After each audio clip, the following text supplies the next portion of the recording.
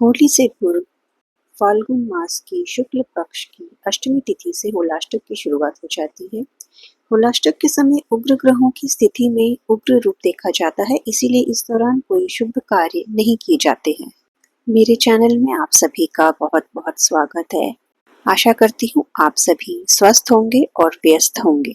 आज की इस वीडियो में आप जानेंगे कि होलाष्टक पर क्या नहीं करना चाहिए, क्या होलाष्टक में सोना खरीद सकते हैं, होलाष्टक कितने दिनों का होता है, होलाष्टक में कौन कौन से कार्य वर्जित हैं, होलाष्टक कब खत्म हो रहा है, होलाष्टक में हम किन मंत्रों का जाप करें और होलाष्टक में अलौकिक शक्ति व धन प्राप्ति के लिए हम क्या कर सकते हैं।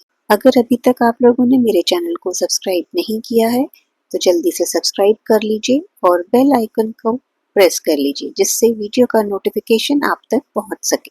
अगर वीडियो पसंद आए तो लाइक जरूर कीजिए और अपने फैमिली मेंबर्स और दोस्तों के साथ वीडियो को शेयर भी अवश्य कीजिए, जिससे कि ये जानकारी आगे तक पहुंच सके। होली के त्योहार से 8 दिन पहले का समय होलाष्टक कहलाता है।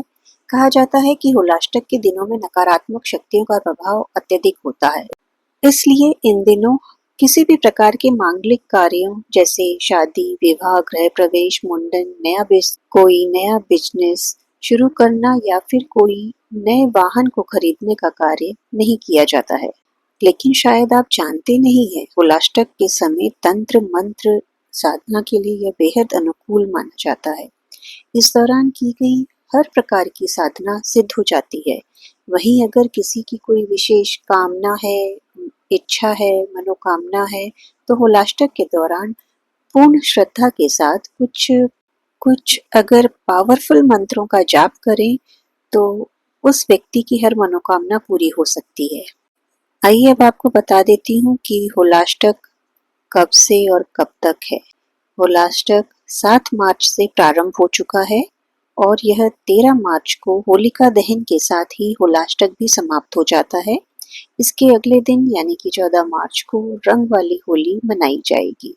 होलाष्टक के दिनों में शिव जी का सबसे पावरफुल मंत्र महामृत्युंजय मंत्र का जाप करना चाहिए। ये बहुत ही पावरफुल मंत्र माना गया है। होलाष्टक के दौरान अगर कोई भी जातक नियमित रूप से श्रद्धा भाव के साथ महामृत्युंजय मंत्र का जाप करता है तो वह उसे रोग, दोष व कष्टों से मुक्ति भी प्राप्त करता है। इसके साथ ही उसके समस्त कार्य सिद्ध होने लगते हैं, लेकिन इसे पूरे नियमों के साथ करना ही लाभकारी माना जाता है। अगर होलाष्टक के दिन आप 8 दिनों तक इस मंत्र का जाप करते हैं तो आप कई सिद्धियां भी प्राप्त कर सकते हैं। इसके अलावा भी आप कई सारे मंत्र हैं जिन्हें आप इन दिनों जाप करके अपनी सिद्धियों को प्राप्त कर सकते हैं, उन मंत्र की सिद्धियों को प्राप्त कर सकते हैं, अपने ऑरा को स्ट्रॉन्ग कर सकते हैं और अपनी मनोकामनाएं पूरी कर सकते हैं। मैं आपको कुछ मंत्रों के बारे में बता देती हूँ कि किसके मंत्रों का जाप आपको करना चाहिए। एक तो हो गया महादेव जी का मंत्र, महामृत्युंजय मंत्र। दूसरा है महादेव जी का ही है, रुद्र गायत्री मंत्र का जाप कर सकते हैं। विष्णु जी के मंत्रों का जाप कर सकते हैं। अगर धन की इच्छा रखते हैं तो इस 8 दिनों में आप माँ लक्ष्मी जी को प्रसन्न करने के लिए उनका मंत्र जाप कर सकते हैं। माँ दुर्गा जी के मंत्रों का जाप कर सकते हैं। अगर हम बात करें कि होलाष्टक पर हमें क्या नहीं करना चाहिए, तो ये जो 8 दिन हैं, इन 8 दिनों में कोई भी शुभ और मांगलिक कार्य नहीं करने चाहिए, जैसे कि विवाह, जमीन खरीदना, निर्माण कार्य करना, मुंडन, नामकरण, गृह प्रवेश इत्यादि। जो भी शुभ कार्य होते हैं उन्हें होलाष्टक के दौरान नहीं करना चाहिए। अब कई लोगों का ये सवाल होता है कि क्या हम होलाष्टक के दिन सोना खरीद सकते हैं? नहीं, होलाष्टक के दौरान सोना, चांदी या वाहन जैसी चीजों को भी खरीदने से बचना चाहिए। इन अवधि में कीमती धातु, संपत्ति, वाहन की खरीद अशुभ मानी जाती है।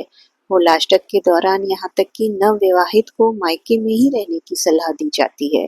वहीं जहाँ होलाष्टक में शुभ कार्य करने की मनाही होती है, वहीं अगर मंत्रों के जाप की भक्ति की जाए तो ऐसे में होलाष्टक को भक्ति की शक्ति का प्रतीक माना जाता है। कहते हैं कि इस समय के दौरान यदि तप किया जाए तो उसका बहुत ही शुभ फल प्राप्त होता है। जो लोग आर्थिक तंगी से छुटकारा पाना चाहते हैं उन्हें होलाष्टक के दौरान महालक्ष्मी जी को कमल के फूल और इत्र चढ़ाना चाहिए। इससे धन से जुड़ी सारी समस्याएं समाप्त होती है और साथ ही माता रानी प्रसन्न होती हैं।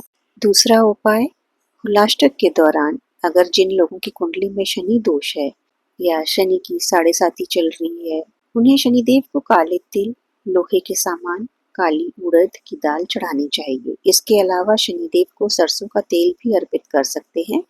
ऐसा करने से कुंडली से शनि दोष समाप्त तो नहीं हो जाता, हाँ, उस ग्रह के जो अशुभ फल हैं उनका प्रभाव थोड़ा कम हो जाता है।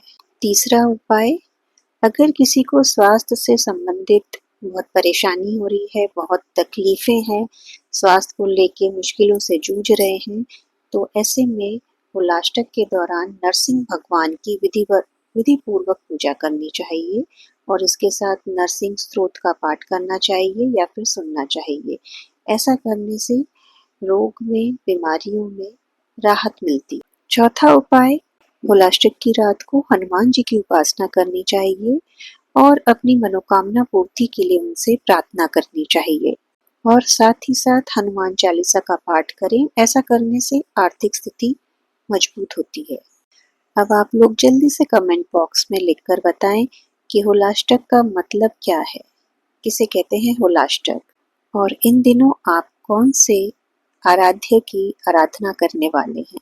हनुमान जी आज उन सभी भक्तों की मनोकामना पूरी कर देना जो जय श्री राम लिखकर फॉलो करे।